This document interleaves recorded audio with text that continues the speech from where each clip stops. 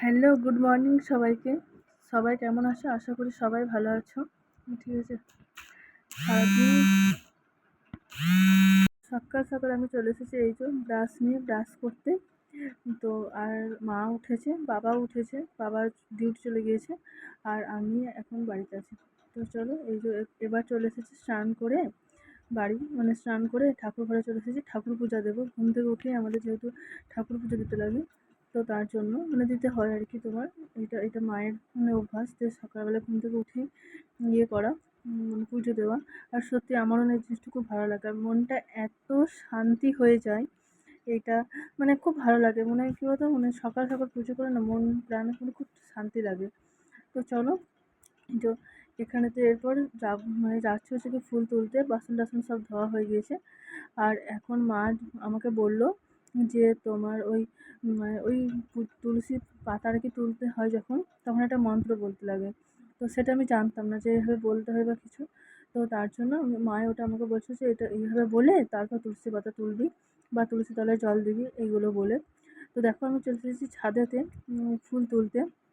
ছাদেতে ফুল তুলতে আমাদের বাড়িতে না তো অনেক গাছ লাগানো আছে, ছাদের উপর। তো সেখানে চলে এসেছি ফুল তুলতে আর দেখো মা সকাল সকাল রোদ উঠেছে যেহেতু, তো তার জন্য ধনে জিরে সব রোদে দিয়ে দিয়েছে। ওগুলো গুঁড়ো করা হবে, তো তার জন্য। তো দেখো কত আমাদের গাছে কত কলকে ফুল ফুটেছে। আর এখানে দেখো তোমার হচ্ছে কত ফুল তুলেছি আমি। ঠিক আছে, তোমরা সবাই হয়তো বলবে এত ফুল কেন?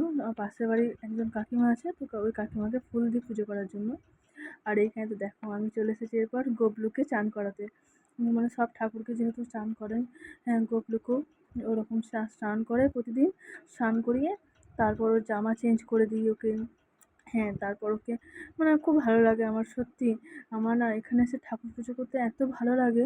হ্যাঁ, খুব ভালো লাগে। আগে প্রথম যখন হতো, তখন আমার খুব ভয় লাগতো যে আমি কীভাবে করবো? কীভাবে ঠাকুর পুজো করে?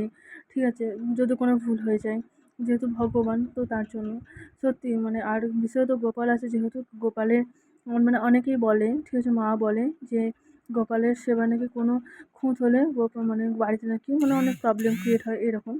তো সত্যি যাই হোক, আমার ক্ষেত্রে সেরকম কোনো হয়নি। আমি ভগবানকে বলি যে ভগবান আমি যেভাবে পারি আমি সেইভাবেই করছি।